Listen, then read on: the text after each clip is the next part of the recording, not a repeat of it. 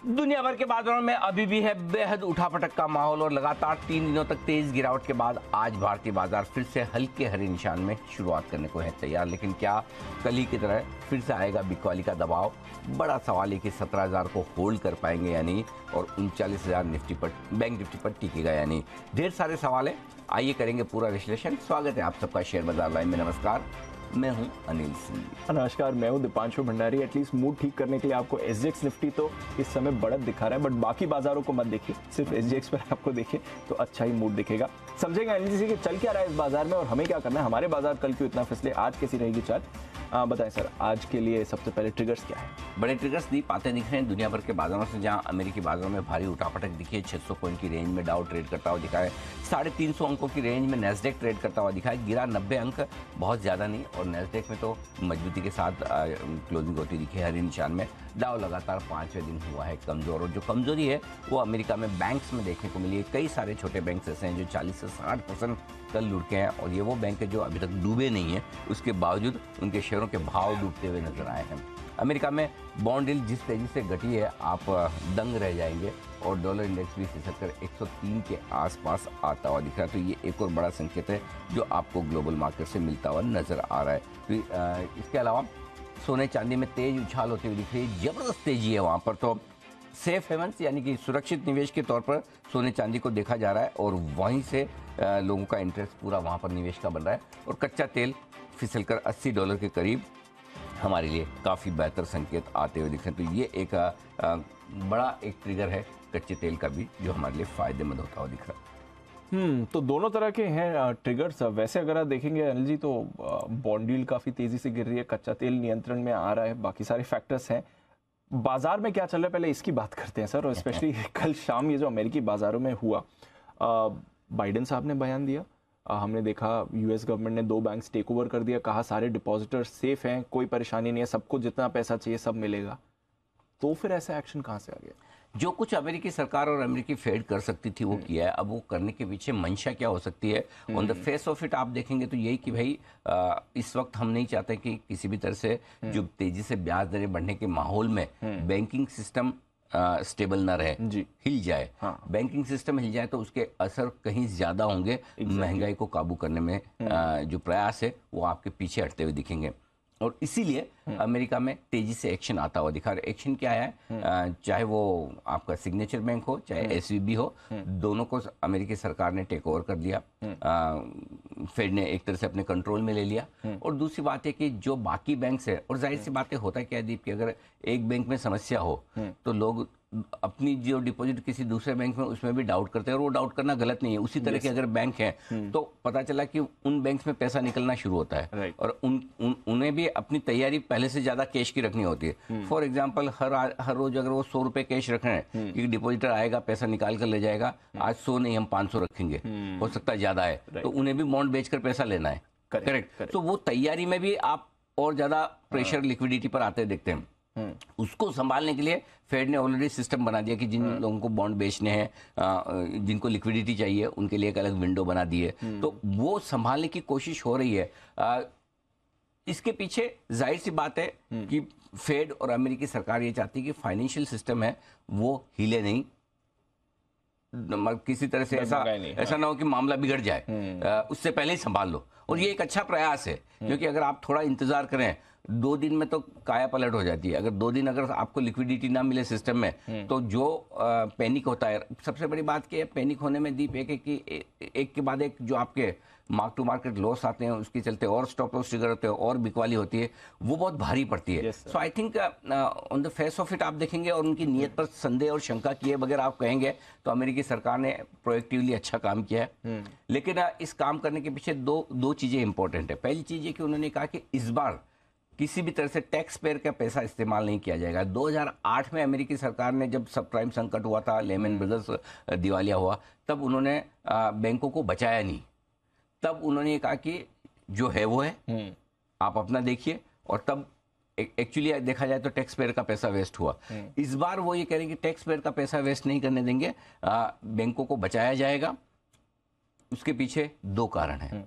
पहली चीज ये कि अमेरिका में भी इलेक्शन की तैयारी है। हाँ। और इलेक्शन के पहले अमेरिकी सरकार बिल्कुल भी ये नहीं चाहेगी कि एक तो बैंकिंग सिस्टम डूबे, हिले, और दूसरी तरफ ये कि इस मामले को बड़ा बनाकर एक इलेक्शन का मुद्दा बनाया जाए कि टैक्स पेयर का पैसा आप बर्बाद कर रहे हैं बैंकों को बचाने के लिए। तो इन दोनों के साथ एक तरह से मास्टर स्ट्रोक खेलने की कोशिश जो बाइडेन साहब ने की है। और मैं आपको कह सकता हूं कि लंबे समय बाद ये पहला इंटेलिजेंट और फास्ट एक्शन या डिसीजन, पॉलिसी डिसीजन मुझे बाइडेन साहब की तरफ से आता दिखा है। बिल्कुल। अब उसके पीछे कारण कुछ भी हो, कंपल्शन है, हो सकता है कंपल्शन उनके फेस से तो आप यही कहेंगे कि भाई बैंकिंग सिस्टम को बचाने की है। जो पॉलिटिकल एनालिस्ट हैं वो ये कहेंगे कि इलेक्शन की तैयारी में है, तो नेचुरली उन्हें किसी तरह का ऐसा सिस्टम चाहिए नहीं। अब जो भी हो, लेकिन एक बार के लिए संकट को बिल्कुल खत्म कर पाए ना कर पाए, ये अगले 3 दिनों में पता चल जाएगा। वो कहते हैं ना हमारे डॉक्टर साहब, इस पेशेंट ने 72 घंटे निकाल दिए तो ये बच जाएगा। हाँ, सो हमारे 72 घंटे वाला पीरियड है ये, कि 72 घंटे में अगर 1-2 बैंक और ना उड़े तो आप बच गए, तो आप बच गए। सो आई थिंक अगले 2-3 दिनों में अगर और कोई फ्रेश एक्सीडेंट्स ना हो तो बच जाएंगे। और वो बचने के पीछे कारण ये है कि आपने ट्रीटमेंट तुरंत शुरू कर दिया, है ना। वो मतलब क्या होता है कि एक तो ये था कि मैं जब तक सारे एक्सरे, एमआरआईज और ब्लड टेस्ट और वो सारी रिपोर्ट नहीं आएगी तब तक मैं पेशेंट देखूंगा नहीं। और एक ये कि भाई जो सामने दिख रहा है, अपना एक्सपीरियंस, अपना अनुभव लगाकर डॉक्टर कहता है कि एक बार ये वाला ट्रीटमेंट तो चालू करो और खराब ना हो, है ना। सो वो वाला ट्रीटमेंट उन्होंने तुरंत शुरू किया। उससे एक बार के लिए संकट ठीक होगा नहीं होगा, उससे ज्यादा इंपॉर्टेंट है कि और ज्यादा खराब नहीं होगा, इसकी संभावना बढ़ गई, शायद और ज्यादा खराब ना हो, समझ गया, है ना। सो अब यहां से जो बिगड़ गया वो तो बिगड़ गया, आप क्या कर सकते हैं, एक और ना बिगड़ने दे, दूसरा उसको सुधारें। सो और न बिगड़ने दे की तरफ तो अमेरिका ने कदम पूरा ठीक कर लिया है। अब इसको सुधारने के लिए जो अब इन्होंने जो बातें कही है उसमें लोगों का कॉन्फिडेंस कितना है, एग्जैक्टली वो इंपॉर्टेंट है। और कैसे, अगर समझिए एक आपकी मेरी डिपॉजिट एक कोऑपरेटिव बैंक में है मुंबई में, ठीक है, वो कोऑपरेटिव बैंक किसी तरह से फेल हो जाता है, मुझे सरकार कहती है चिंता मत करो, सारी डिपॉजिट सेफ है, आज का आज लेके जाओ, करेक्ट, जितना चाहिए लेके जाओ, पूरा लेके जाओ। ये हमारे यहाँ नहीं होता, अमेरिका में इन्होंने पहली बार किया ऐसा। अब मेरी किसी दूसरे बैंक, कोऑपरेटिव बैंक में भी डिपॉजिट है, तो मैं सोचूंगा अच्छा यहां तो चलो डूब गया, यहां कह दिया, हर एक के लिए थोड़ी कहेंगे चलो उससे निकाल लेता हूं, किसी कोऑपरेटिव बैंक से निकाल के बीओबी, पीएनबी में, एसबीआई में डाल देता हूं, है ना, ज्यादा सेफ जो बैंक मुझे दिखते वहां। ये सबसे बड़ा की पॉइंट है अब अमेरिका में।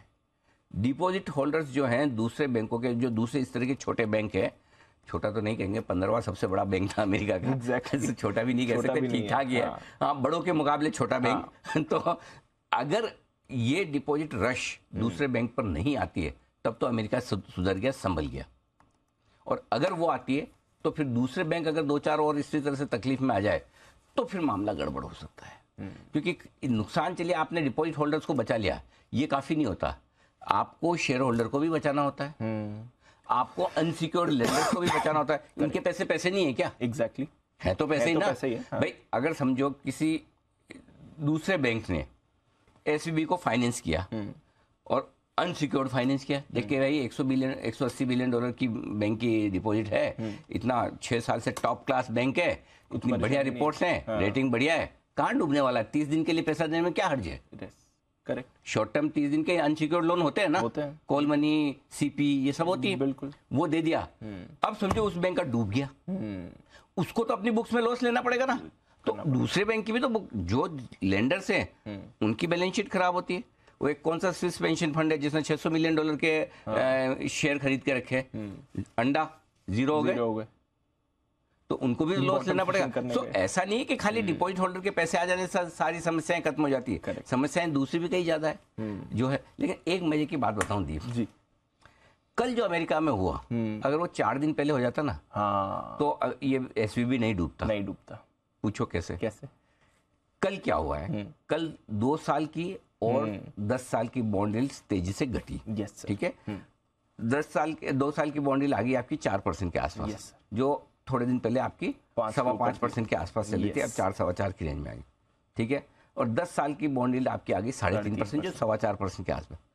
अगर ये बॉन्ड डील होती तो उनके मार्क टू मार्केट लॉस जो जिसकी वजह से मार्क टू मार्केट लॉस हो रहे थे एसवीबी को, नो डाउट खत्म नहीं होते, लेकिन बड़ी रिलीफ हो जाती भाई, बहुत कम हो जाता। और उन्होंने जो 21 बिलियन डॉलर के जो बॉन्ड बेचे थे जिसके ऊपर उन्होंने $2.25 बिलियन का लॉस किया था, वो लॉस शायद $1 बिलियन का ही रह जाता। इतना पैनिक ही नहीं आता। इतना पैनिक ही नहीं आता। मतलब वो वही वाले है कि भाई आए आप लेकिन बड़े देर से।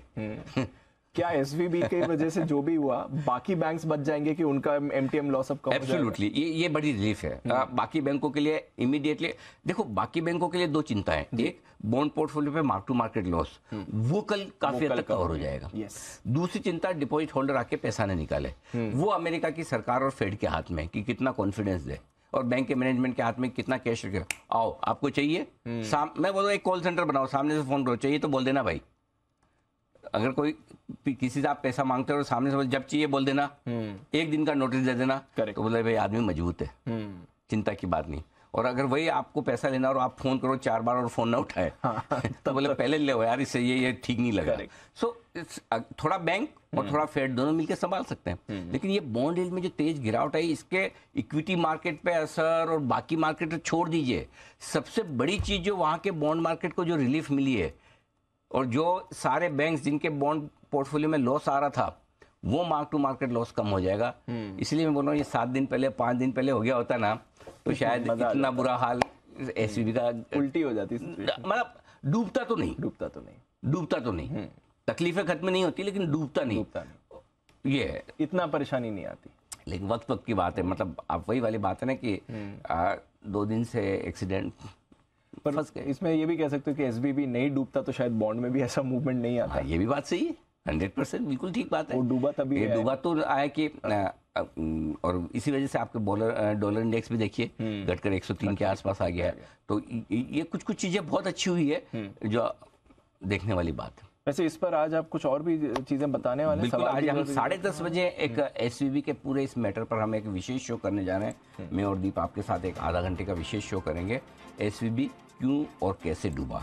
ये तो आमतौर पर आप लोगों को काफ़ी कुछ पता चल चुका है और भी विस्तार से हम इसे बताएंगे, लेकिन सबसे ज़्यादा जो फोकस होगा इस शो में वो ये होगा कि आगे क्या कुछ हो सकता है अमेरिका में, और उसका असर क्या कुछ हमारे यहाँ पर, हमारे मार्केट्स पर पड़ सकता है, और इन्वेस्टर्स को अब इस मार्केट में क्या स्ट्रेटेजी रखनी चाहिए। इस पर हम एसवीबी को लेकर पूरा का पूरा आपके सामने करेंगे विश्लेषण। ठीक है, तो ये 10:30 बजे एक विशेष शो बिल्कुल मिस मत कीजिएगा। बिल्कुल। तो जितने भी आपके सवाल हैं, जो भी समझ में नहीं आ रहा है, अभी भी हम इतनी सारी चीजें बात कर रहे थे, इसकी डिटेल्स क्या है ये आप समझेंगे। अच्छा सर, इसी से जुड़ा एक सवाल बनता है, क्योंकि आप बॉन्ड यील्ड की बात कर रहे थे, जिस तेजी से बॉन्ड यील्ड घटी है, अब बाजार तैयार हो रहा है। कल 5% लोग मान रहे थे कि रेट हाइक नहीं होगा, आज वही नंबर बढ़कर 27% हो गया है जो मान रहे रेट हाइक नहीं होगा। इसमें फेड क्या करेगा? क्योंकि एक तरफ इन्फ्लेशन उन्हें संभालना है, आज उनके इन्फ्लेशन डेटा भी आने वाले हैं, थोड़ा स्टिकी हो गया है। दूसरी तरफ बैंक्स को संभालना है, तो फाइनेंशियल स्टेबिलिटी और इन्फ्लेशन के बीच में फेड क्या चुनेगा? देखिए, 2 चीजें दीप। पहली चीज तो ये कि अब कमोबेश काफी लोग ये मानने लगे कि ब्याज दरें ना बढ़ाएं तो बेहतर है जी। ठीक है, बॉन्ड मार्केट उसको प्राइसिंग करने की कोशिश कर रहा है। ठीक है, और 1/4% से ज्यादा तो बढ़ाएंगे नहीं, ये तो आम राय अब बनी चुकी है। ये 1 हफ्ते पहले आम राय 0.5% की बन रही थी, बनने लगी थी। 70% लोग मान रहे थे 0.5% बढ़ेगी। ठीक है, मैं तब भी यही कह रहा था, अब से लेकर 22 मार्च तक लंबा रास्ता है, और आज फिर ये कहूंगा अब से लेकर 22 मार्च तक लंबा रास्ता है। फर्ज करें, मैं आपको एक सिनेरियो देता हूं, अगले 3 दिनों में अमेरिका का बैंकिंग सिस्टम स्टेबल, कोई आपाधापी नहीं, जिसको जितना पैसा चाहिए मिल रहा है, डिपॉजिट होल्डर्स अपने आप को सेफ फील कर रहे हैं, बॉन्ड यील्ड्स आपके स्टेबल हो गए। ठीक है, अब मुझे बताइए अमेरिका में फेड के लिए और सरकार के लिए बड़ी चुनौती क्या है? शॉर्ट टर्म चुनौती है कि बैंकिंग सिस्टम स्टेबल रहे, और लॉन्ग टर्म चुनौती वही है महंगाई को नीचे लाने की। और अगर अगले 3 दिनों में ये हो जाए कि बैंकिंग सिस्टम स्टेबल हो जाए, तो क्या बड़ी बात है कि अमेरिका का फेड 1/4% नहीं बढ़ाएगा और पोज लेगा? बिल्कुल बढ़ाएगा। महंगाई को रोकना है, ठोकना है, अभी भी महंगाई। और दूसरी बात, बैंकों को सिखा देगा कि भाइयों देखो एसवीबी की तरह मत करना। अगर आपने बॉन्ड में पैसा डाला है, बॉन्ड यील्ड्स बढ़ रहे हैं, जो नई बात नहीं, सबको पता था, हम चिल्ला चिल्ला के बोल रहे हैं कि हम ब्याज दरें बढ़ाएंगे, आपने प्रॉपर हेजिंग क्यों नहीं की? और तुरंत जाके अमेरिका के फेड के अधिकारी हर बैंक की बुक को चेक करेंगे, कहाँ हेजिंग है कहाँ नहीं है। नहीं है तो करो, चलो करो, करेक्ट, यही तरीका है और क्या है, है ना? सो आई थिंक अब से लेकर 22 तारीख तक लंबा रास्ता है, कोई बड़ी बात नहीं है। और अगर फेड ये करता है कि जैसे आधा परसेंट ब्याज दरें बढ़ा रहे थे, उससे 1/4 पर आ गए। इस बार फिर से कैसी बातें हो रही थी कि आधा करेंगे, और आधा करेंगे तो यार ये तो बड़ा गलत हो जाएगा। इसका मतलब फेड को अक्ल ही नहीं है। जब वापस 1/4 से आधा करनी थी, इसका मतलब आपने सही अंदाजा ही नहीं लगाया। करेक्ट, है ना? रीडिंग गलत थी। सिमिलरली अगर इस बार फेड पोज कर देता है और पोज करने के बाद फिर 1 या 2 पॉलिसी बाद लगेगी बढ़ाने की जरूरत है, और जो है रहेगी, इन्फ्लेशन तो अभी भी कौन सा नीचे आ रहा है, गिर नहीं रहा है, ठीक है, 6% के आसपास अभी भी है जो इन्फ्लेशन आया। सो मेरा पॉइंट ये है कि ऐसी सिचुएशन में फेड पोज लेगा, और पोज लेने के बाद फिर बढ़ाने की सोचेगा तो बाद में भी मार्केट को प्रॉब्लम आने वाली है। सो आइडियल सिचुएशन ये होनी चाहिए अब से 22 तारीख के पहले तक आपका मार्केट हो जाए स्टेबल। आप अपने बैंक्स की बुक्स को ठीक कर लो और 22 तारीख को 1/4% बढ़ा लो, और ये कह दो कि फाइनेंशियल स्टेबिलिटी हमने अचीव कर लिए, चिंता मत करिए, ब्याज दरें बढ़ानी जरूरी है क्योंकि महंगाई नीचे नहीं आ रही। ये एक परफेक्ट प्रॉपर सॉल्यूशन फेड की तरफ से हो सकता है। बाकी तो देखो पावेल साहब ज्यादा जानते हैं, अपने तो थोड़ी सी समझ है, लिमिटेड समझ है, लेकिन अपने जो मार्केट के एंगल से अपने समझ सकते हैं कि ऐसा नहीं करना चाहिए फेड को कि एक बार ना बढ़ाए और फिर कहे कि या फिर अगर ऐसा करना ही है तो उन्हें क्लियर कट ये बोलना चाहिए, भैया देखो 3 महीने तक हम बिल्कुल नहीं बढ़ाएंगे, मार्केट को स्टेबल होने देंगे, आप अपने आप को एडजस्ट कर लो लाइफ में, और उसके बाद हमें जरूरत होगी तो फिर से बढ़ाएंगे। एक टाइमलाइन के साथ। हाँ, या तो क्लियर कट वो इंडिकेशन होना चाहिए। खाली ये ना बोलते हम तो डेटा ड्रिवन है, भाई डेटा ड्रिवन के डेटा के हिसाब से लेोगे तो आज भी आपकी 6% के ऊपर ब्याज दरें, हमारे भी महंगाई का आंकड़ा आया है, कोई कल जो आया कोई खास रिलीफ देने वाला है नहीं। बिल्कुल, तो अभी अब इनफैक्ट ज्यादा ही है, मतलब ज्यादा, हाँ 6.4 जो आ रहा है, महीने 6 से ऊपर है, 6 से ऊपर है, और अब महंगाई तेजी से घट नहीं रही है, एक लेवल पर आकर स्टेबल हो गई है। सो आई थिंक अमेरिका में भी और हमारे यहाँ भी, सो आई थिंक चिंताएं खत्म नहीं हुई, लेकिन डीप मुझे लगता है कि फाइनेंशियल स्टेबिलिटी और महंगाई जो दोनों में से अमेरिका के लिए पहले छोटे भूत को भगाना है, फाइनेंशियल स्टेबिलिटी वाला जो मामला है उसको पहले अचीव करना है, और बाद में उनको अमेरिका को पूरा महंगाई के से लड़ना है। सो मुझे नहीं लगता कि फेड शायद बदलाव करे, मेरी पर्सनल ओपिनियन नहीं करना चाहिए। 1/4%। हाँ और आज महंगाई का आंकड़ा भी आने वाला है अमेरिका में, तो थोड़ा और कल बेहतर अंदाजा लगेगा, क्योंकि ये बड़ा आंकड़ा है, सबसे आखिरी बड़ा आंकड़ा है 22 मार्च के पहले का, आखिरी बड़ा आंकड़ा जो जिसको फेड देख के डिसीजन लेने की कोशिश करेगा। लेट्स होप सब ठीक हो, अच्छा हो, आशा करेंगे सर। हमारे लिए सब ठीक रहेगा। हाँ, हमारा ऑलवेज रियल। 2 ही चीजें बोलता हूँ दीप, लेवल नोट कर लो, 16,750 16,850 की रेंज में आए आप। 2 इंस्टॉलमेंट मुझे पता है, मैं पहले डलवा चुका हूँ आपको, ये तीसरी इंस्टॉलमेंट 100% वहां पर चली जानी चाहिए आपकी।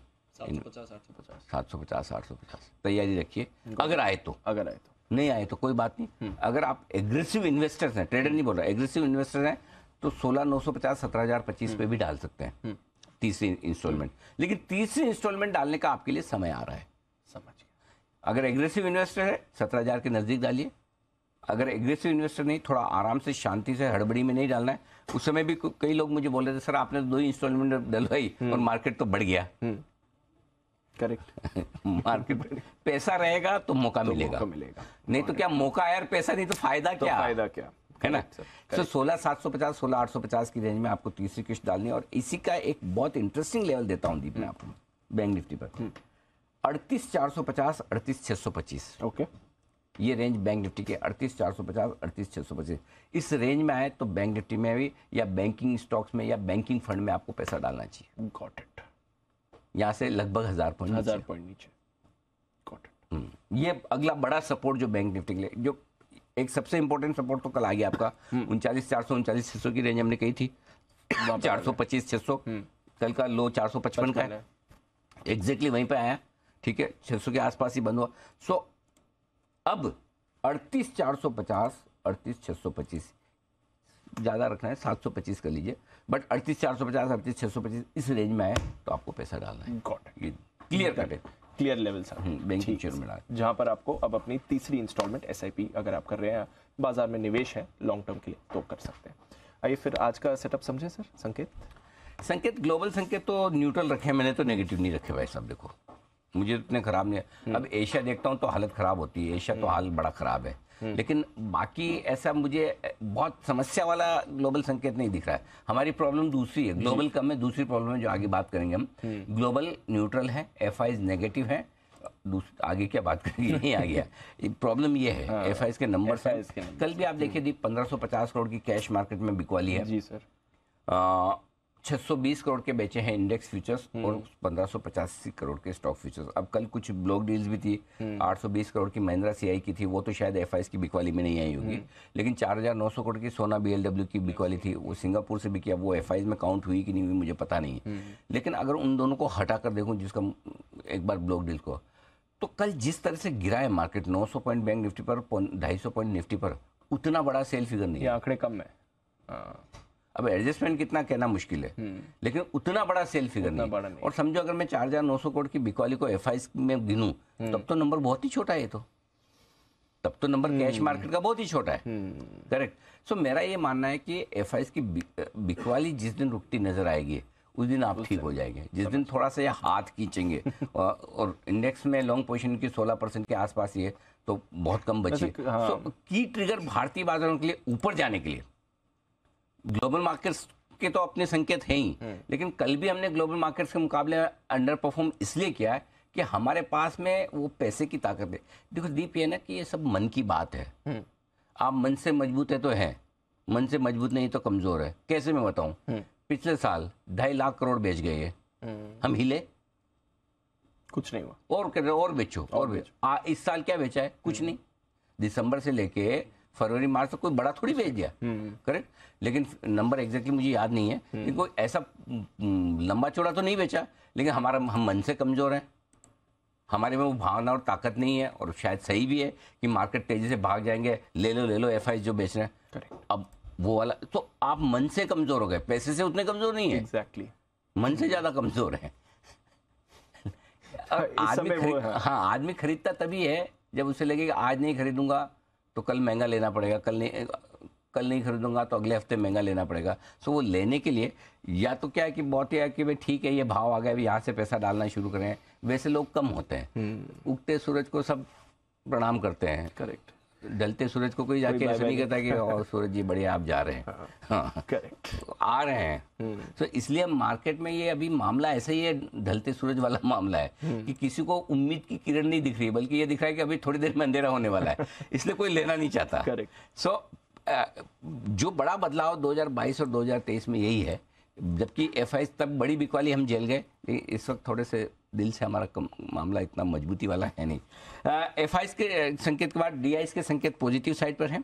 वायदा कारोबार के संकेत न्यूट्रल से, बैंक निफ्टी पर वायदा कारोबार के संकेत बेहतर दिख रहे हैं दीप। ऑलमोस्ट ओवरसोल्ड हो गया, 0.51 पर पुट कॉल रेशियो है, ऑलमोस्ट ओवरसोल्ड है बैंक निफ्टी का। तो बैंक निफ्टी में निचले स्तरों पर रिकवरी के चांस एक बन सकते हैं। सेंटीमेंट नेगेटिव है और ट्रेंड कल 17,300 के नीचे बंद होने के बाद ट्रेंड भी नेगेटिव हो चुका है, 17,200 के नीचे, 250 के नीचे बंद होने के बाद। और निफ्टी ने भी 17,300 के नीचे की जो अब तक की सबसे खराब क्लोजिंग थी उसके नीचे की क्लोजिंग दे दी।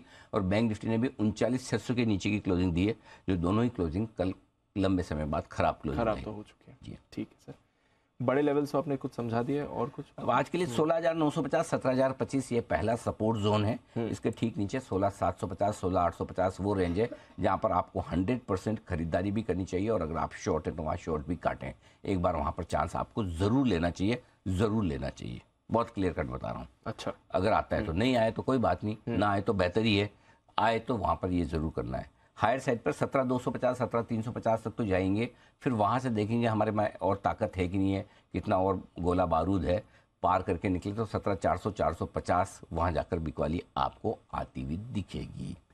बैंक निफ्टी 39,100, 39,300 पहला सपोर्ट जोन है आपके लिए, छोटा वाला, एकदम छोटा सा है। इसके ठीक नीचे 38,725, 38,950 पहला ढंगनांग का सपोर्ट है। इसके नीचे जाएंगे नहीं, अगर गए तो 38,450, 38,625 वो रेंज है दीप, जहां पर आपको बैंक निफ्टी के शॉर्ट्स काटने हैं, लॉन्ग भी बनानी है।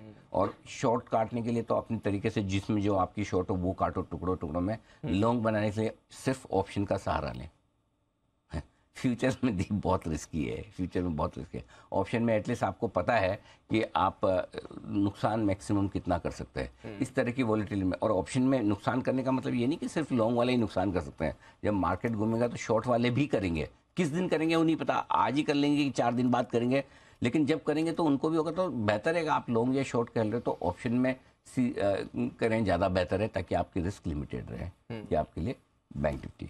हायर साइड पर 39,940 100 हल्की फुल्की रुकावट की रेंज है, वहां तक पहुंच कर देखेंगे और ताकत है क्या। 40,350 40,500 ये पहला ढंग का रुकावट का लेवल है, अच्छा वाला। और इसके पार निकल कर अगर टिक गए तो 40,675 40,825 ये वो रेंज है जो मजबूत सप्लाई जोन है, जहां पर आपको अपनी सारी लॉन्ग पोजीशन खत्म करनी चाहिए और शॉर्ट भी करना चाहिए, दोनों तरफ के। और आप सोचोगे आज इतने बड़े बड़े लंबे जोन क्यों आ रहे हैं, तो इसलिए आ रहे हैं कि पिछले 3 दिनों में बैंक निफ्टी एक दिन 920 पॉइंट, कल उससे पहले 771 पॉइंट और उसके पहले 320 पॉइंट, यानी कि 2 दिनों में 2000 पॉइंट, 3 दिनों में 3 सेशन में 2000 पॉइंट का मुंह नीचे आ चुका है। तो इसलिए रेंज बड़ी बनती है, अदरवाइज कोई ऐसी मुझे जरूरत नहीं बड़ी रेंज देने की। कई बार 25 कई बार लोग बोलते हैं ना, आपने तो 25 की टेबल लिखी है। हाँ, कई बार जिन लोगों को 25 की टेबल से प्रॉब्लम थी उन लोगों के लिए ये बड़े बड़े लेवल है। 200 की टेबल है ये। तो वक्त वक्त की बात है, जब मार्केट टाइट रेंज में होता है तो छोटे लेवल आते हैं, मार्केट बड़ी रेंज में होता है तो बड़े लेवल आते हैं। ठीक है, इस समय ठीक है। वैसे आपने बाकी ये लेवल्स और समझा दी। एफआईएस की पोजीशनिंग भी 16% पे, कुछ प्रॉब्लम नहीं है। विक्स 21% बढ़कर आया, ठीक है। अब ये तो सब डेटा मार्केट के मूड माहौल के साथ बदलेंगे। स्टॉप लॉस के लेवल दे दूं दीप, 16,950 इंट्राडे और क्लोजिंग बेसिस पर। अब ये स्टॉप लॉस रखिए, जिनको छोटा रखना है वो 17,100 का भी रख सकते हैं, कल के लोज के नीचे। आपकी श्रद्धा पर है, आप क्या रखना चाहते हैं। या तो 17,100 रखिए, बिल्कुल छोटा रखना तो, और बड़ा रखना है तो 16,950, ये आपका स्टॉप लॉस। बैंक निफ्टी मैं तो छोटा ही रखूंगा यहाँ पे ज़्यादा, 39,400 कल का लो अगर तोड़ता है 39,400, और ये बजट के दिन के आसपास के जो जनवरी के अंत के लो हैं 39,425 के थे, उसके नीचे अगर जाता है तो आपको एग्जिट कर लेना चाहिए, और क्लोजिंग भी अगर उसके नीचे होती तो आपको एग्जिट कर लेना चाहिए। फिर बाकी आपकी इच्छा है अगर दूर का रखना है तो। शॉर्ट साइड पर 17,450 आपका स्टॉप लॉस बनता है। अगर किसी को छोटा रखना है 17,325 भी आप रख सकते हैं, लेकिन ढंग ढंग का स्टॉप लॉस दूर आ रहा है 300 पॉइंट यहाँ से, मेरे पास में ऑप्शन नहीं है, इसलिए मैं कह रहा हूँ किसी को छोटा रखना तो 17,325 350 रख लीजिए, अदरवाइज 17,450 इंटरडे क्लोजिंग बेसिस पर। और बैंक निफ्टी पर सीधा 1000 पॉइंट ऊपर आ रहा है, 40,500। शॉर्ट साइड पर छोटा स्टॉप लॉस है नहीं दीप, मतलब अब कल का जितना फॉल आया है उतना तो आप स्टॉप लॉस रखोगे ना, एक दिन का फॉल का तो अगर जिनको छोटा रखना है 40,000 भी रख सकते हैं, आपकी इच्छा पर। नई पोजीशन निफ्टी आपको खरीदना है 16,950 17,025 की रेंज में, एग्रेसिव ट्रेडर्स के लिए, डे ट्रेडर्स के लिए। बाकी तो इन्वेस्टर्स के लिए तो हमने 16,750 850 की रेंज दी है। डे ट्रेडर्स अगर खरीदना चाहते हो तो इस रेंज में खरीदिए। स्ट्रिक्ट स्टॉप लॉस आपका 16,850 का होगा। टारगेट जो बनेंगे 17,025 17,125 और 150 तीन टारगेट हैं। 17,200 250 मीडियम टारगेट, 17,300 350 फाइनल टारगेट के लिए करनी है आपको खरीदारी। जो लोग बेचना चाहते हैं, ये भी एग्रेसिव ट्रेडर्स के लिए ही, 17,300 से आप मन बनाना शुरू करें कि मुझे बेचना है। जितना 17,400 450 की रेंज में बेच पाएंगे उतना आप सेफ रहेंगे, वहां पर आप बेचिए। स्टॉप लॉस आपका स्ट्रिक्ट होगा 17,500 का। 17,300 17,250 दो छोटे टारगेट हैं, 17,300 250 200 और 150 दो मीडियम टारगेट, 17,125 17,075 और 17,025 ये फाइनल टारगेट के लिए करनी है आपको, ऊपर में बिक वाली भी। बैंक निफ्टी में 4 कली की तरह स्ट्रेटेजी, एग्रेसिव ट्रेडर्स के लिए भी और आराम से भी। जिनको आराम से बैंक निफ्टी खरीदना है, वैसे तो आज चांस कम दिखते हैं, कल भी कम दिख रहे थे फिर भी आ गया, इसलिए आज चांस कम तो दिख रहा है। नोट करके रख लें, आए तो ठीक, नहीं तो कोई बात नहीं। 38,425 38,625 जो हमारी ड्रीम रेंज है, यहाँ पर आपको बैंक निफ्टी में खरीदारी करनी है, शॉर्ट भी सारे काटने हैं। 38,300 का स्टॉप लॉस लगाइए, 38,725 38,950 दो बड़े छोटे टारगेट, 39,100 39,300 दो मीडियम टारगेट, 39,425 39,550 बड़े और फाइनल टारगेट के लिए। अब आइए एग्रेसिव ट्रेडर्स के लिए 39,100 39,300 की रेंज है जहां पर आप खरीदारी कर सकते हैं, या अगर इस रेंज में ना आए तो आप 39,100 के स्टॉप लॉस से भी खरीद सकते हैं। ठीक है, दोनों तरीके से जो आपको ठीक लगे। स्टॉप लॉस इस रेंज में खरीदते हैं तो 38,950 का होगा। टारगेट जो बनेंगे 39,425 550 और 750 तीन छोटे टारगेट है। 39,825 39,900 और 40,000 तक के आगे के टारगेट के लिए करनी है खरीदारी। ठीक है सर। अब आइए जो बेचना चाहते हैं, बेचने के लिए दीप है ना 40,350, 40,650 ये रेंज आ रही है बढ़िया परफेक्ट, जहाँ पर आपको बेचना चाहिए बैंक निफ्टी। अब यहाँ से 800,000 पॉइंट ऊपर है, आएगा नहीं आएगा पता नहीं। अगर आए तो 40,350 पे पहला लोट, 40,500 पे दूसरा और 40,650 पे तीसरा लोट, 3 लोट टुकड़ों में यहाँ पर बेचिए। स्टॉप लॉस 40,850 का होगा। टारगेट जो बनेंगे वो बनेंगे आपके लिए 40,000, 39,900 दो छोटे टारगेट हैं। अब आप देखिए 40,350 से शुरुआत हो रही है, पहला टारगेट सीधा 350 पॉइंट का नीचे का आ रहा है। तो ऐसा नहीं, जब बड़े लेवल आते हैं तो बड़े आते हैं। तो और उसके नीचे 39,825, 39,750 दो मीडियम टारगेट है, 39,600 और 39,450 के फाइनल टारगेट के लिए करनी है बिक वाली। अब ये पता है कि ये तो आने वाला है नहीं, बहुत कम चांस है नहीं के बराबर।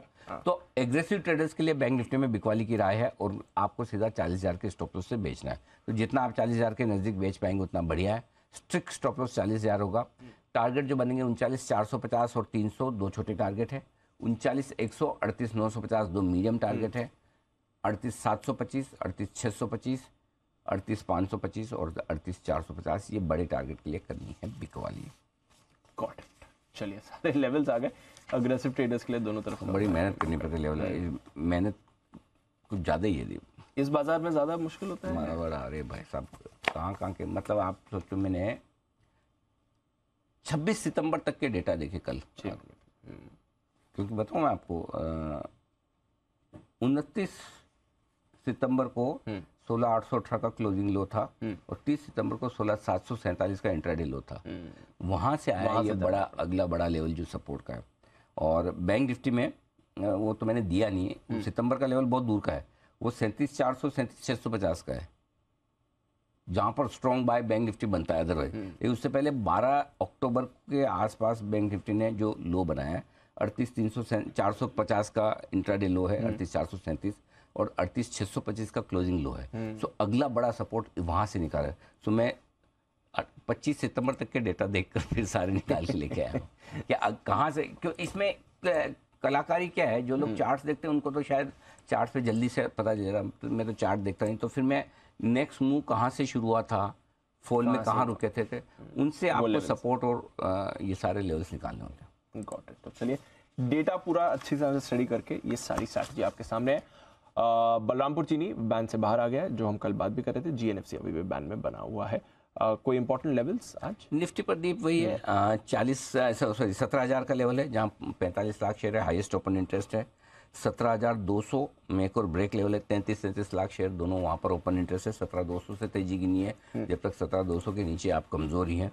ऊपर में 17,300 पर रुकावट है, 62 लाख शेयर है। तो बेसिकली 17,000, 17,300 इमीडिएटली रेंज दिख रही है आपको निफ्टी पर, और 17,200 में एक और ब्रेक लेवल। बैंक निफ्टी 39,500 के पुट पर 20 लाख शेयर हैं, और 40,000 के कॉल पर 26 लाख शेयर। तो 39,500 के नीचे थोड़ा और कमजोर होंगे, 40,000 के ऊपर निकलेंगे तो थोड़ा बेहतर होने की कोशिश करेंगे। ये डेटा है। ठीक है, चलिए सारा लेवल्स और डेटा आपके सामने आ गया है। नई लिस्टिंग भी है सर। तो बिल्कुल 9 बजे दिवगी टॉर्क ट्रांसफर। ओके, तो इसकी है लिस्टिंग, और 9 बजे हम आपको बताएंगे कि लिस्टिंग कहाँ कैसी हो सकती है। हमारी राय थी लॉन्ग टर्म इन्वेस्टर के लिए पैसा लगाने की। साथ ही आईपीओ खुला हुआ है, तो उस पर भी मैं बताएंगे। हाँ ठीक है सर। डन। तो 9 बजे नई लिस्टिंग, इस पर अनिल जी की राय लेंगे। आइए हमारी टीम से भी मुलाकात करते हैं और जानते हैं आज की खबरें और साथ ही ब्रोकर रिपोर्ट्स क्या कह रही हैं। कुशल, अरमान, नुपुर और साथ ही आशीष हमारे साथ तैयार। मॉर्निंग कुशल, बताएं ट्रिगर्स और खबरें आज की।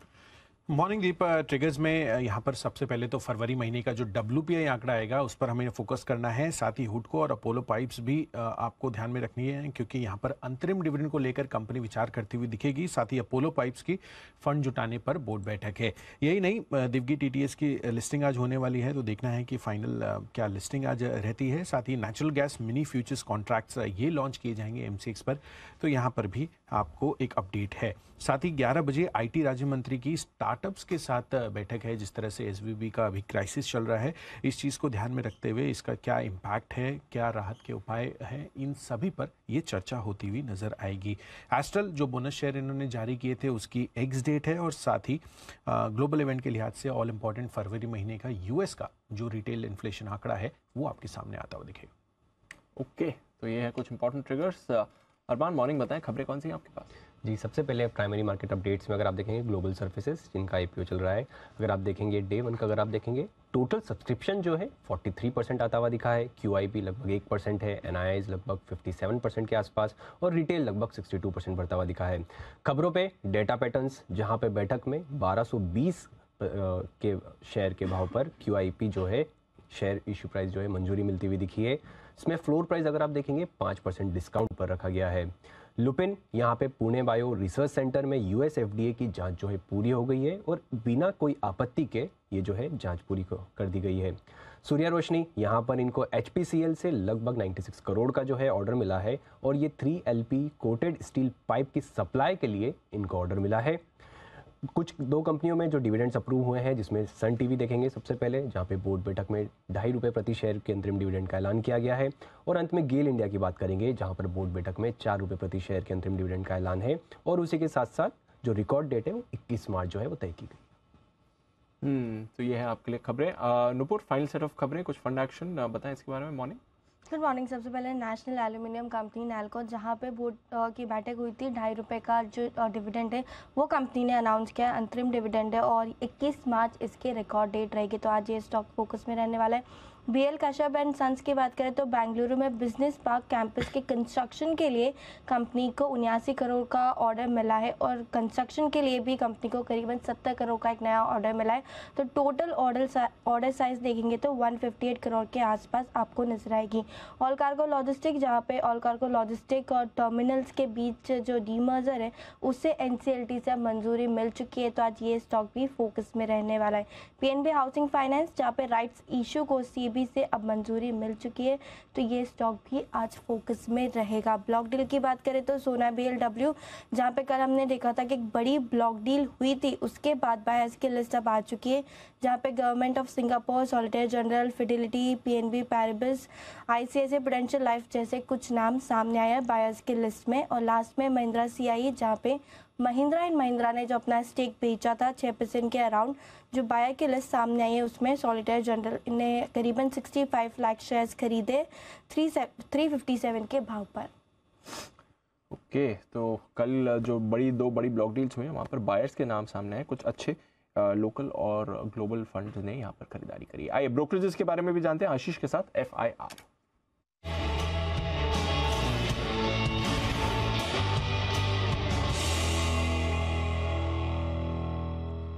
मॉर्निंग आशीष, टॉप रिपोर्ट से करते हैं शुरुआत, बताएं। Good morning Deepanshu. सबसे पहले देखिए सोना BLW प्रिसीजन, कल यहाँ पर जो है प्रमोटर्स की तरफ से अपनी हिस्सेदारी की बिकवाली की गई है, लेकिन इसके बाद भी देखिए तो CLSA का भरोसा नहीं घटा है, खरीदारी की राय दे रहे हैं। लेक्स हालांकि थोड़ा सा इन्होंने एडजस्ट किया है, 566 से घटाकर 529 कर दिया, 406 की क्लोजिंग है, लेकिन ये मान रहे कि FY25 तक करीब 27% CAGR की रेवेन्यू ग्रोथ यहाँ पर देखने को मिल सकती है। और ये भी पॉइंट इन्होंने हाईलाइट करके कहा कि ब्लैकस्टोन ने एग्जिट किया, लेकिन इससे इनकी थीसिस में कोई भी बदलाव नहीं है, जिसके चलते अब BBA स्टॉक पर खरीदारी की राय दे रहे हैं। भारतीय एयरटेल पर लगातार अच्छी रिपोर्ट्स आ रही है। मॉर्गन स्टैनली की तरफ से रिपोर्ट आई है, ओवरवेट की रेटिंग को बरकरार रखा है, 765 की क्लोजिंग है, 860 रुपए का लक्ष्य दिया। सन फार्मा पर जेफरीज खरीदारी किराए को बरकरार रखे हुए हैं, 1200 रुपए का लक्ष्य दिया है, 954 की क्लोजिंग है। टाटा मोटर्स पर नोमेरा खरीदारी किराए दे रहे हैं, 422 की क्लोजिंग, 508 रुपए का लक्ष्य दिया है। M&M पर नोमेरा खरीदारी किराए दे रहे हैं, 1718 का लक्ष्य दिया है, 1193 की क्लोजिंग है।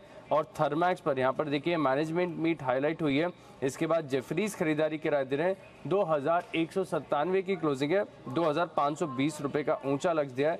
और ये मान रहे कि ग्रीन हाइड्रोजन में जो फोरे किया है इससे एक बेनिफिट देखने को मिल सकता है। साथ में आगे जाके EPS की ग्रोथ भी बढ़िया रहेगी करंट लेवल से, जिसके चलते स्टॉक के ऊपर भरोसा है, खरीदारी की राय दे रहे हैं। हिंदुस्तान यूनिलीवर नोमेरा खरीदारी की राय दे रहे हैं, 2455 की क्लोजिंग है, 3125 का लक्ष्य दिया। मैक्वायरी ने आउट परफॉर्म की रेटिंग दी है, 3050 रुपए का लक्ष्य दिया है। और इंपॉर्टेंट पॉइंट इन्होंने ये हाईलाइट करके गया है कि तीसरी तिमाही के बिल्कुल हिसाब से ही आप देखिए चौथी तिमाही में भी ग्रोथ आपको देखने को मिल रही है। क्रेडिट स्विस ने आउट परफॉर्म की रेटिंग को बरकरार रखा है 2950 के लक्ष्य के लिए। ओके, तो कुछ टॉप रिपोर्ट्स आपके सामने, और कौन सी रिपोर्ट्स हैं आशीष? दीपांशु, पेटीएम यहाँ पर देखिए मॉर्गन स्टैनली इक्वल वेट की रेटिंग को बरकरार रखे हुए, 581 की क्लोजिंग है, 695 का लक्ष्य दिया। सिटी इनसे ज्यादा ही बुलिश है क्योंकि खरीदारी किराए को बरकरार रखे हुए 1061 रुपए के लक्ष्य के लिए। और मान रहे कि फरवरी महीने में देखिए तो मार्केट शेयर इनका स्टेबलाइज होते हुए नजर आया और जो मौजूदा भाव है यहाँ से इन्हें और जो वैल्यूएशंस हैं ये भी अट्रैक्टिव नजर आ रहे हैं। एक अच्छी सी इंटरेस्टिंग रिपोर्ट है CLSA पर, जहां पर इन्होंने फ्यूजन माइक्रो फाइनेंस और क्रेडिट एक्सिस ग्रामीण CLSA की रिपोर्ट है, इन दोनों के बीच में कंपैरेटिव दिया है। इस कंपैरेटिव के रैशनल के बाद रिपोर्ट निकाली, टारगेट दिया है CLSA फ्यूजन माइक्रो फाइनेंस पर खरीदारी की राय दे रहे हैं, 550 रुपए का रख दे रहे हैं, 393 की क्लोजिंग है। और क्रेडिट एक्सिस ग्रामीण यहाँ पर खरीदारी की राय दी है, 1250 रुपए का रख दिया है, 915 की क्लोजिंग है। यानी दोनों स्टॉक्स पर देखें तो बुलिश है। और अंत में लेमन ट्री यहाँ पर CLSA खरीदारी की राय दे रहे हैं, 75 की क्लोजिंग है, 102 का टारगेट दिया है और मान रहे कि 12% की CAGR की ग्रोथ यहाँ पर देखने को मिल सकती है। और अगले 4 साल में कंपनी का दावा है कि डेट फ्री भी हो जाएगी, तो यहाँ पर भी आप फोकस रखेंगे। ओके, तो ये है सारी की सारी रिपोर्ट जिन पर रहेगा आज भरपूर एक्शन। लेमन ट्री हमारे एक्सपर्ट्स को लगातार पसंद आता दिख रहा है। अब देखिए CLSA की तरफ से यहाँ से लगभग 35% ऊपर के दमदार टारगेट्स आते दिखे हैं, यानी कि स्टॉक में अब भी दिखेगा आपको भरपूर एक्शन। सबसे ज़्यादा पसंद सेठी साहब ने किया, उसके अलावा लगभग सारे एक्सपर्ट्स की रिकमेंडेशन लिस्ट में आया भी है। आइए अब करते हैं शुरुआत पिक ऑफ द डे के साथ। हमारे सारे एक्सपर्ट्स हैं हमारे साथ तैयार।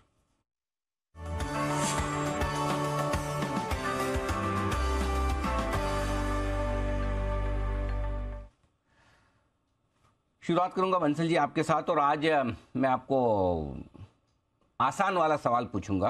Pick of the day generally मैं पूछता हूँ कि आपकी पिक ऑफ द डे क्या है, उससे भी आसान सवाल मैं आप उसके साथ शुरुआत करना चाहता हूँ। सर SVB का फुल फॉर्म बताइए। Anil ji, silicon valley bank. Anil ji wonderful, ऐसे मत पूछो अनिल जी, आसान सवाल में फेल हो जाएंगे तो अनिल जी बिल्कुल सब कुछ फलूदा हो जाएगा अनिल जी। बिल्कुल, मैंने कहा कि देखो आसान के साथ, ताकि अब आप कॉन्फिडेंट फील कर रहे हैं। अनिल जी अब तो मैं आई एम फीलिंग, मतलब कि देखिए अभी तो मैं अनिल जी बोलने वाला था कि आपको Anil ji one of the ना best compliment of the year मिला अनिल जी एक वेरी सीनियर सिटीजन से, तो शाम को मैं वीडियो कॉल के जरिए आपसे शेयर करूंगा अनिल जी। अच्छा, लेकिन SVB का फुल फॉर्म बताने के बाद जिस तरीके से आपने पूछा, तो अनिल जी मैं तो I am feeling on the top of the world Anil ji. बस मैं बुर्ज खलीफा के ऊपर खड़ा हूं। बस बैलेंस बनाए रखें और जरूरत पड़ने पर, क्योंकि जितना आप ऊपर जाते हैं हवाएं तेज चलती है, ध्यान दे। आइए और उड़े ना कॉन्फिडेंस के साथ। बताएं सर, अब पूरे कॉन्फिडेंस के साथ pick of the day. Anil ji एक चीज रहेगी, बुर्ज खलीफा पे खड़ा हूँ बट हाथ अनिल जी मैंने कुणाल जी का पकड़ा हुआ, वो भी साथ खड़े हुए हैं। उनको अनिल जी कहीं लेफ्ट ओवर फीलिंग ना है, तो इसलिए वो भी साथ में है। और अनिल जी मुझे जब आपने पूछा ना सवाल पूछ रहा हूँ, तो मुझे लगा कि आज आप मुझे बोल रहे हैं कि नोटा का प्रयोग कर सकते हो। तो कल अनिल जी मैंने भी थोड़ा कुणाल जी से स्मार्टनेस सीखी, तो कल मैंने क्या करा, 2 पिक्स निकाली अनिल जी। अच्छा। एक सेल साइड की, एक बाई साइड की। अच्छा। और कुछ भी नहीं भेजा। हाँ। सुबह अनिल जी मैंने कहा शांत दिमाग से, मैंने कहा सेल की नहीं देते, बाई की दे देते। मैंने कहा सुबह माहौल देखने के बाद देंगे। तो मेरा जो पिक ऑफ द डे है वो है MCX, जो कल की गिरावट में गिरा नहीं, टेक्निकल स्ट्रक्चर अच्छा है।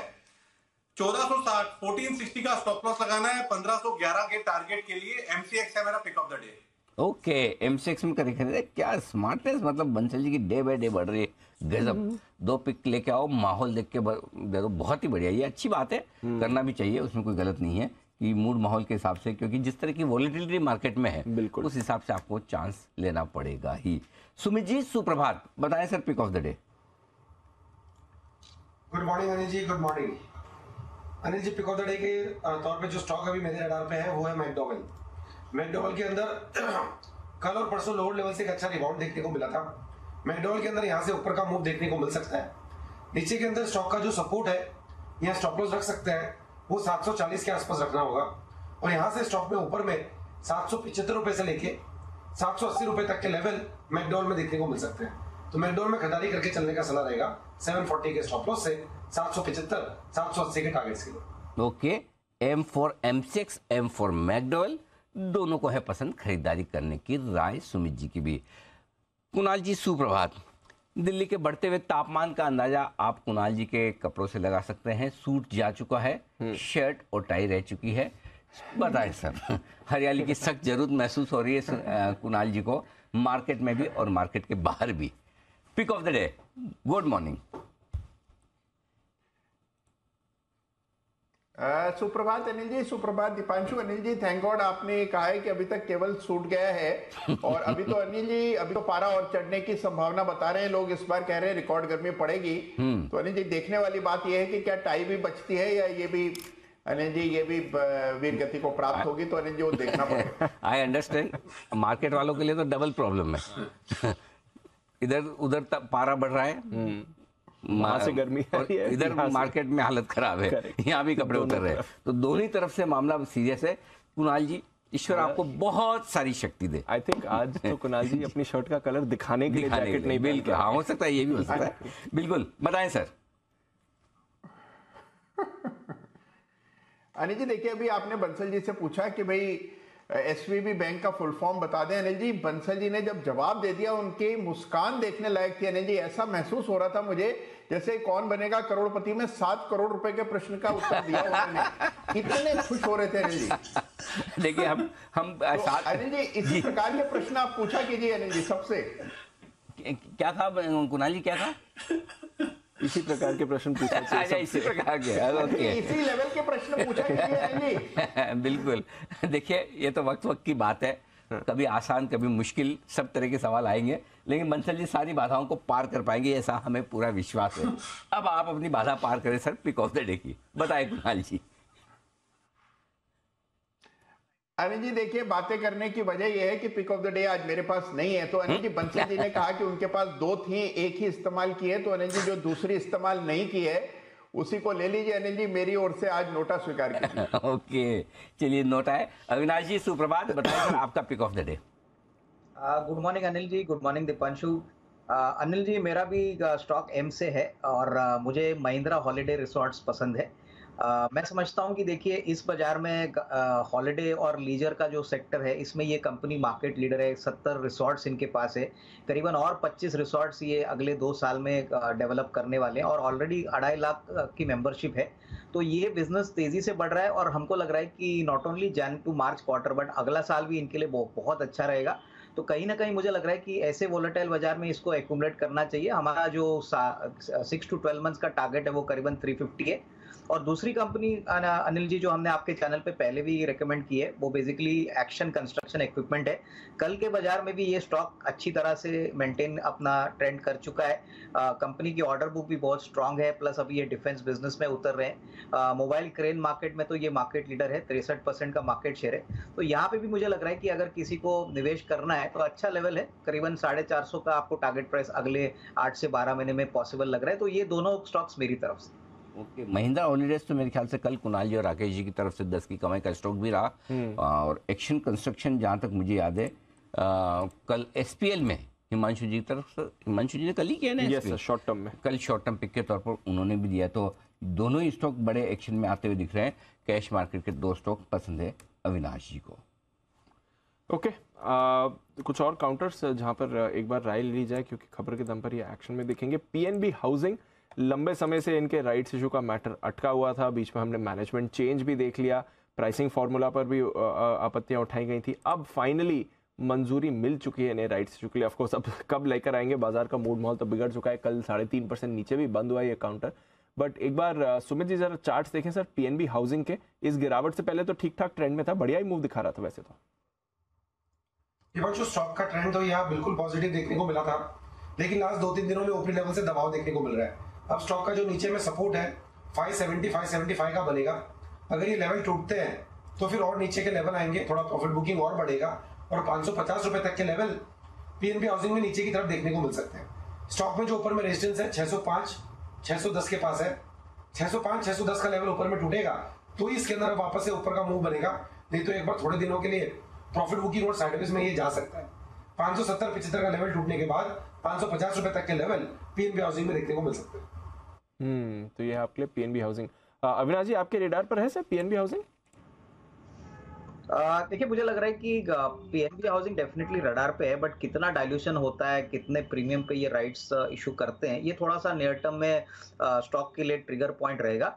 मेरे ख्याल से देखिए हाउसिंग फाइनेंस कंपनीज में मुझे लग रहा है कि कैनफिन होम्स एक अच्छा विकल्प है। मुझे लग रहा है कि इस लेवल से अच्छी खासी कमाई हो सकती है, तो पीएनबी हाउसिंग जिनके पास है वो होल्ड करे, बट फ्रेश खरीदारी डिपेंड करेगा कि कितना डाइल्यूशन होता है, कितने प्राइस पे आते हैं, क्योंकि इनकी जो फंडिंग है वो बहुत इंपॉर्टेंट है। आने वाले ग्रोथ के लिए इनको फंड्स की बहुत सख्त जरूरत है, तो ये फंडिंग के बाद ही हमको लग रहा है कि ग्रोथ मोमेंटम वापस जारी होगा। तो कंटिन्यू टू होल्ड, लेकिन फ्रेश बाइंग मेरे ख्याल से पूरे डिटेल्स आने के बाद ही करना ठीक रहेगा। ओके, पूरे डिटेल्स आने दीजिए फिर ही फ्रेश बाइंग करेंगे। लुपिन, बंसल जी एक बार इसका चार्ट देख लिया। पूना में बायो रिसर्च सेंटर है जहां पर यूएसएफडीए की जांच हुई थी और बिना किसी आपत्ति के जांच पूरी हो गई है। रेयर होता है जब हम ये वर्ड सुनते हैं फार्मा कंपनीज के लिए, बट नॉनदलेस चार्ट्स एक बार बंसल जी लुपिन के। दिपांशु, चार्ट तो नेगेटिव है, स्टॉक कंटिन्यूसली डाउन ट्रेंड के अंदर है, लेवल्स पे नजर रखनी चाहिए। 654 के अराउंड ट्रेड कर रहा है, 647 648 एक अहम सपोर्ट है और 666 668 एक अहम रेजिस्टेंस है। तो इस बैंड में ट्रेड कर रहा है, जिस भी डायरेक्शन में ब्रेकआउट या ब्रेकडाउन ले, पोस्ट ब्रेकआउट या ब्रेकडाउन ही ट्रेडिंग की राय होगी। ओके, तो ये है आपके लिए लुपिन पर राय।